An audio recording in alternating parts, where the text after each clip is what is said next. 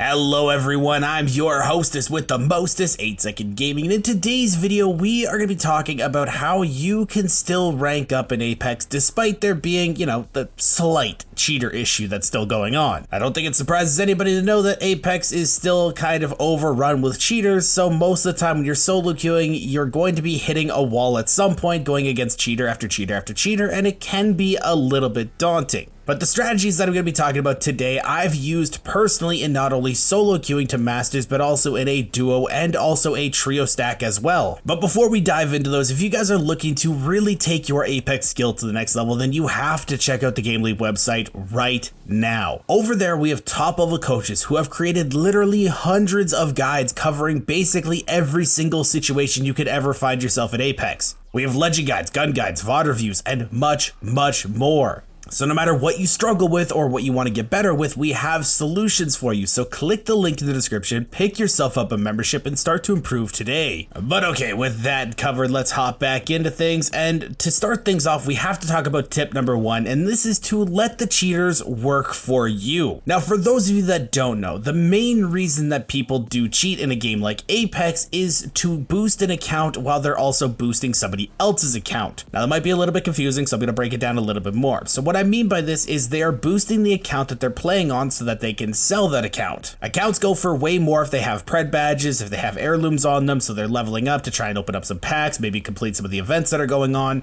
And once they reach a point that the account has enough badges or enough that they feel like they can sell it, they go to eBay, something like that, sell the account, make money, and then they move on to the next account because Apex is free. But while they're doing that, they're going to hit 2 birds with 1 stone. So they're going to be doing a paid carry. Somebody else has gone onto a website and paid these guys to take them to a new peak rank, something like Masters, Predator, something along those lines. So typically what will happen is there's going to be 2 cheater accounts that are boosting accounts to sell and also them carrying one other account that they've been paid to carry. But just because you didn't pay those guys doesn't mean that you can't make them work for you. And what I mean by this is just let them kill the entirety of the lobby. If there's somebody that you could see frequently in the kill feed and they're just taking everybody out, they're the kill leader, they just don't lose a fight, they never struggle, they never go down, it's going to be a safe assumption that that is a cheater. Yeah, sometimes people have pop-off games, but it's always safe to take the cautious side and just assume that it's somebody cheating. And cheaters want to get the game over as fast as they possibly can, so they are going to run at everyone that they can possibly see. So what you want to do is very simple. You want to play as small as you possibly can and you want to hide. Now, this is a little bit easier said than done because most of the time cheaters are going to have walls, so no matter where you're hiding, they can still see you. But the safest bet, and the one that I've found that works the most, is just playing in the middle of zone. Cheaters tend to gravitate towards the edge of the circle because that's where a lot of people find themselves because they rotate late, they get caught in fights, stuff like that happens. So cheaters will also be on the edge of zone cleaning up all of those kills to try and get the game over faster. But if you are in the middle of the zone and you're nowhere near them, then you are just racking up easy placement points. Yes, I know that you're not going to be getting a ton of kill points, and as soon as the cheater finds you, you're probably going to die and not have any KP, but minimizing the losses when you do run into a cheater is key here. So even if you don't get a ton of kill points or even any kill points, it's still better than going negative. You got to remember that the rank grind is a marathon, not a sprint. So if you can minimize any RP losses, that is going to be the benefit for you. And if you are in lower ranks, you're probably not running into cheaters as often as somebody in higher ranks like Diamond, Predator, or Master. So if you do happen to run into a cheater and you're able to negate that loss by just sitting and playing zone and letting them kill the entire lobby, then your climb is going to be a lot easier in the long term because you're not taking those big losses to cheaters. And look, I get that it can be somewhat annoying and somewhat boring to sit in the middle of zone, but honestly, it's not the worst thing. And once you find a nice safe spot and there's nothing really going on, hey, scroll TikTok, watch another GameLeap video, do whatever you want to do. Another fun thing that I personally do is I scroll Tinder. You see a cute girl, you match with her, you flirt a little bit, things seem to be going really well, and then she just blocks you out of nowhere. No, I'm not still mad about it, you are. But now we can move into tip number 2, and that is to just let the cheaters do what they're going to do. For whatever reason, there are some people out there that try to challenge a cheater whenever they see one. Either their team dies incredibly fast and they just try to be the hero and try to take that cheater out, or they try to headhunt them down when they see that somebody's in the kill feed a lot. But trust me guys, you are not going to beat the cheater unless you're also cheating, but that's a whole different topic. If your teammates go down incredibly fast and one calls out, that's a cheater, that's a cheater, that's a cheater, just run. Don't try to pull off any play. Just get out of there as fast as you possibly can. Because what's more than likely happening is another team that heard the gunshots are coming to third party because they hear the shots, they see people are down in the kill feed, they think it's an easy third party, and you can let them be the distraction. Just run. If you have a support legend on the team, then you can craft banners and get your teammates up later in the game, or you can just play it out as a solo and see how far you get. There's a lot of different options there. Because ratting is part of ranked, you are going to have to play solo every now and then when your teammates die, but don't try to interfere with the cheater. Don't try to be the hero. Don't try to make those plays. You are not going to win. I have killed a handful of cheaters in my day, but the times that I've won is not even nearly as close to the amount of times that I have lost. They have a literal program making it so that they do not miss a shot. You don't. Take your lumps, run, negate the loss. But now we can move into tip number 3, and this is basically just one for your own mental health. Whenever you run into a cheater, don't get upset about it. Yes, it is annoying, and I've also had myself being very frustrated over losing to a cheater, but overall in the grand scheme of things, it is not worth it to get upset about dying to a cheater. Apex is a fun game. It's a game that I enjoy quite a lot, and does it make me frustrated? Absolutely. But it's also a game where you need to be in the right headspace in order to make the right decisions if you actually want to climb. So if you run into a cheater and you let that cheater get to you and you start to deteriorate mentally, all you're going to do is start to play tilted. And when you play tilted, you are making decisions that you normally would not make if you are actually in the right headspace. You start to push fights that you know that you shouldn't push, but you just want to push it anyway because you're frustrated, you're angry, you want to get some KP back, but that causes you to die because you throw yourself out of position and then you lost even more RP, so now you're even angrier,